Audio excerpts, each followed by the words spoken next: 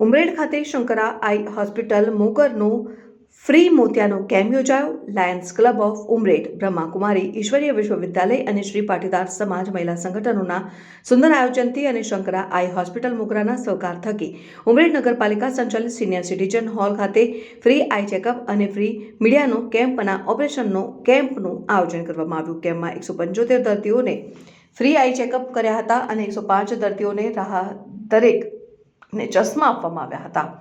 19 દર્દીઓને free મોતિયાના operation માટે મોગર ખાતે બસમાં લઈ જઈ ઓપરેશન કર્યા હતા, જ્યાં રહેવાનું, જમવાનું અને ફ્રી મોતિયાના ઓપરેશનનો લાભ સૌ દર્દીઓને મળ્યો હતો. આ દર્દીઓને પરત ઉમરેઠ મૂકી ગયા હતા અને આ કેમ્પમાં સૌ લાયન્સ સભ્યશ્રીઓ, શ્રી પાટીદાર સમાજની બહેનો, ભાઈઓ અને બ્રહ્માકુમારી સંસ્થાના સૌ પરિવારજનોએ સહકાર આપીને આ કાર્યક્રમ સફળતાપૂર્વક પાર પાડ્યો હતો.